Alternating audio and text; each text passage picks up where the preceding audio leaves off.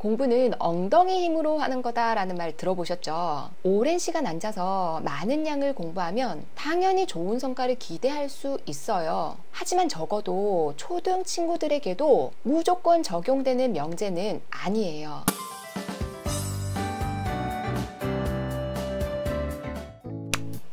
안녕하세요. 어디든 학교의 하유정입니다. 공부는 엉덩이 힘으로 하는 거다라는 말 들어보셨죠? 공부의 양이 성과를 지배한다는 뜻을 담고 있는데요. 오랜 시간 앉아서 많은 양을 공부하면 당연히 좋은 성과를 기대할 수 있어요. 하지만 적어도 초등 친구들에게도 무조건 적용되는 명제는 아니에요. 초등 수준에서는 엉덩이 힘이 아니라 감정의 힘으로 공부해요.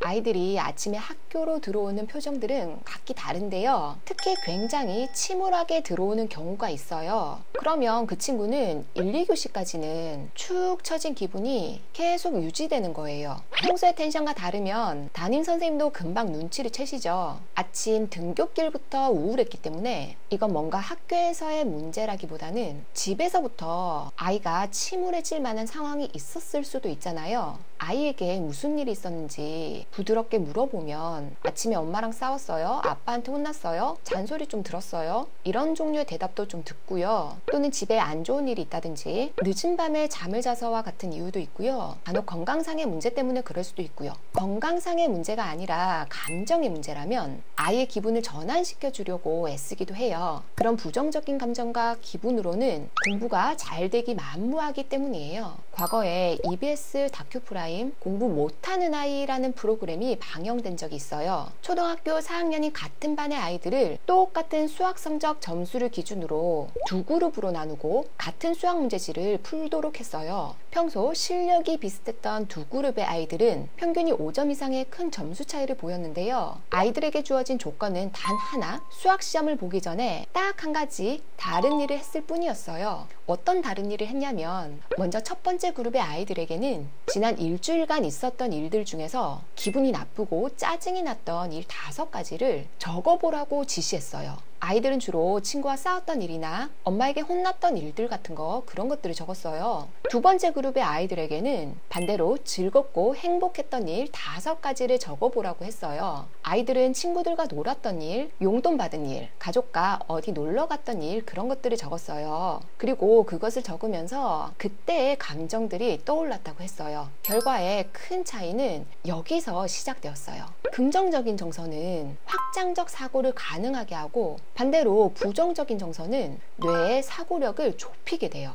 그래서 긍정적인 정서를 갖게 되면 순간적으로도 문제풀이 능력을 향상시킬 수 있어요. 아이의 마음 상태에 따라 똑같은 문제가 쉬워지기도 또는 어려워지기도 하는 거예요. 아이들이 제 실력을 발휘할 수 있는가는 공부할 때 어떤 감정이었는가에 달려있기도 해요. 이건 이성과 감정이 분리되어 있지 않기 때문인데요. 감정의 내인 변형계는 이성의 내인 전두엽 아래, 기억의 내인 해마 옆에 바로 붙어 있어요. 각각의 뇌는 서로에게 영향을 미쳐서 감정의 뇌가 활성화되면 이성과 기억의 뇌도 함께 활성화가 되는 거예요. 감정의 뇌를 관장하는 신경 전달 물질 중에는 세로토닌과 도파민이 있어요. 우울증 치료약은 이 두 신경 전달 물질 중에서 특히 세로토닌을 높여주는 역할을 해요. 다시 말해 세로토닌은 우울감을 낮춰주고 행복감을 높여주는 물질인 거예요. 그리고 도파민은 인간을 흥분시켜서 의욕과 흥미를 일으키는 신경 전달 물질이에요. 긍정적인 감정은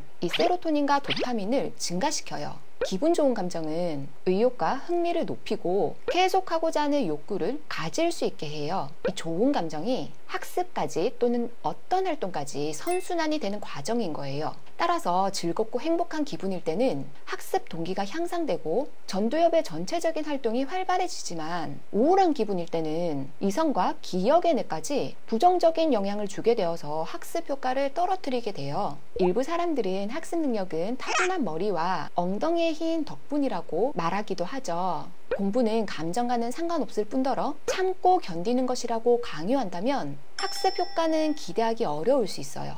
아무리 지능이 좋은 아이라도 부정적인 감정에 사로잡혀 있다면 자신의 능력을 온전히 발휘할 수 있을까요?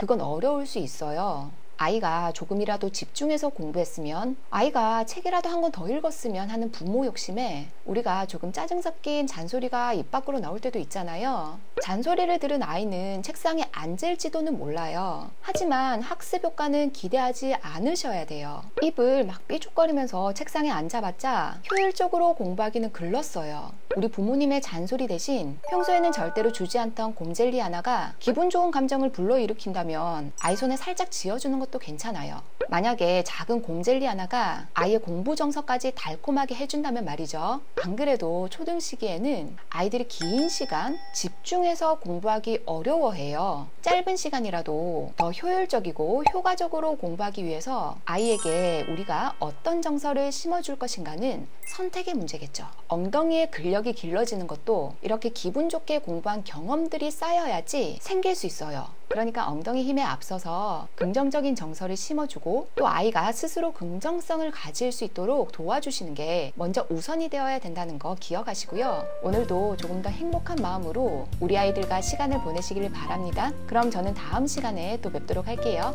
안녕.